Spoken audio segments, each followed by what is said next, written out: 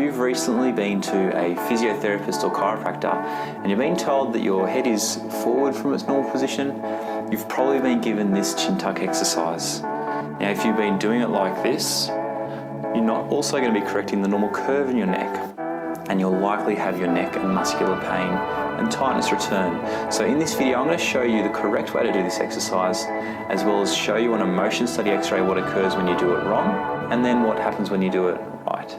The chin tuck exercise is a staple exercise to assist with anterior head translation, sometimes referred to as a poke neck or forward head carriage. Now, this is that postural position that we're seeing more and more these days as we're spending more time on devices, and there's lifestyle habits that involve the neck bending forwards. Technology can literally be a pain in your neck all day, every day. People are looking down at iPads, laptops, and video games. And one doctor says it could be causing an epidemic of neck pain.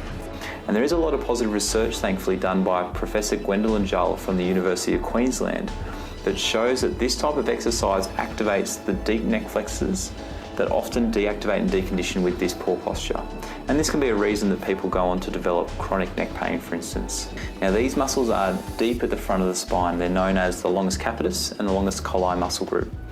They're much deeper than you can actually touch. They're right behind your throat and esophagus, right up against the front of the spine. They go all the way up into the base of the skull. So strengthening these muscles is a good thing, but how do we get the most out of this exercise?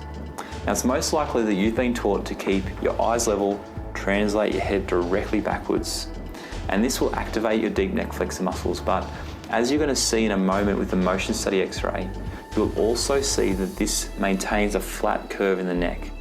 Now, a bit of background here. Your neck is designed to be curved backwards in what's known as a lordosis, and a loss of this normal lordosis is associated with higher rates of headache, neck pain, and it tends to fare far worse if you have a whiplash or trauma.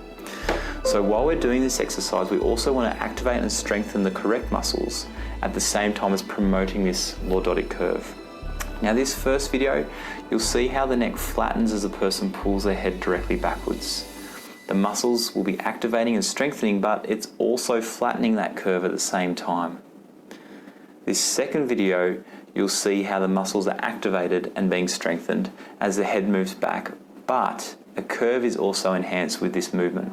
And it's this exercise I'm going to show you how to do and how you can use it to assist with not only your posture and strengthening these deep muscles in the neck, but also helping with that curve correction. Now, to complete this exercise, sit back in a chair in an upright position. Now, it goes without saying that if this exercise causes you discomfort, stop and get it assessed by your chiropractor. Now, firstly, I want you to attempt a standard chin tuck. If you imagine your head is sitting on top of railway tracks and it can only track back and forwards, pull your head backwards while keeping your eyes level and straight, and then hold for 3 seconds.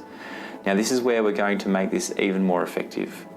Place your hand in an L shape and put your thumb on your sternal notch here. And this is going to make you lift your chin a little. Now, it may only be as little as 10 to 15 degrees, but this is all you need.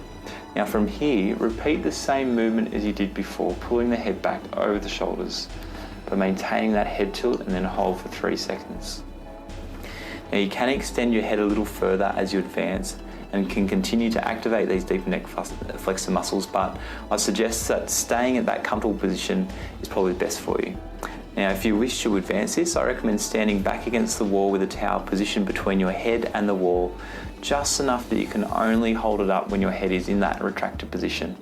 And you can then aim to hold this as long as possible to improve the endurance of these deep flexors in your neck.